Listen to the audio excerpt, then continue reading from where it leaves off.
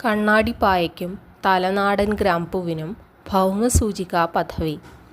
അപൂർവമുള പ്രത്യേക സമയം നോക്കി ശേഖരിച്ച് ഏറെ ബുദ്ധിമുട്ടി നെയ്തെടുക്കുന്ന കേരളത്തിൻ്റെ സ്വന്തം കണ്ണാടിപ്പായയ്ക്ക് ഭൗമസൂചികാ പദവി.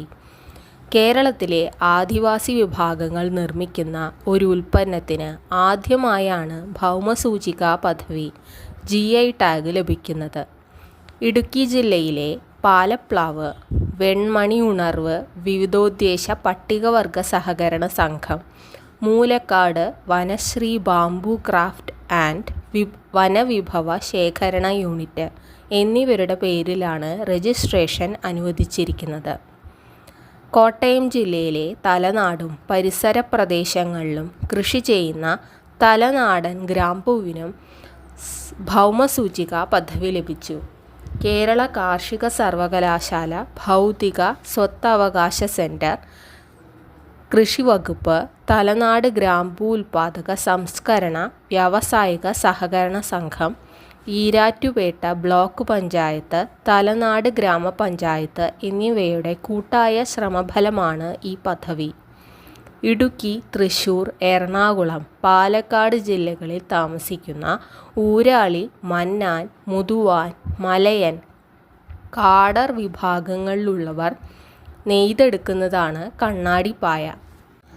കേരള വനഗവേഷണ കേന്ദ്രത്തിലെ ശാസ്ത്രജ്ഞരുടെ പ്രയത്നവും പിന്തുണയുമാണ് ഭൗമസൂചികാ പദവി നേടാൻ സഹായകമായത്. വെളിച്ചം തട്ടിയാൽ കണ്ണാടി പോലെ തിളങ്ങുന്ന ഈ പായ നെയ്തെടുക്കാൻ 1 മാസമെടുക്കും. കാട്ടിൽ വളരുന്ന അപൂർവ ഇനമായ ഞൂഞ്ഞിൽ ഈറ്റ പ്രത്യേക പ്രായത്തിൽ വെട്ടിയെടുത്താണ് പായ നെയ്യുന്നത്. അപൂർവവും സങ്കീർണവുമായ ഡിസൈനാണ് കണ്ണാടിപ്പായയുടേത്. ഏറെ ക്ഷമ വേണം നെയ്തെടുക്കാൻ. കണ്ണാടി പോലുള്ള ഈ ചതുരക്കള്ളികളുടെ ഡിസൈനാണ് പേര് വരാൻ കാരണം. ഈറ്റ എന്നു പേരുണ്ടെങ്കിലും ഞൂഞ്ഞിൽ മുളവർഗത്തിൽപ്പെടുന്നതാണ്. മുളയുടെ അത്രയും നേർത്ത പാളി കൊണ്ട് നിർമ്മിക്കുന്നതാണിത്. 10 വർഷം വരെ നിലനിൽക്കുന്നതും നല്ല തണുപ്പ് പകരുന്നതുമാണ്. മടക്കുകയോ ഒടിക്കുകയോ ചെയ്യാം. ഈ പ്രത്യേകതകളെല്ലാം ഭൗമസൂചികാ പദവി സ്വന്തമാക്കാൻ സഹായകമായി. 4000 രൂപ മുതലാണ് വില. ഭൗമസൂചികാ പദവി ലഭിക്കുന്നതിലൂടെ ഉൽപ്പന്നങ്ങൾക്ക് കൂടുതൽ നിയമപരിരക്ഷ ലഭിക്കും. വാണിജ്യപരമായ ഉപയോഗവും മറ്റു പേരുകളുടെ വ്യാജവൽക്കരണവും തടയാനാകും. കണ്ണാടിപ്പായയ്ക്കും തലനാടൻ ഗ്രാമ്പുവിനും ഭൗമസൂചികാ പദവി.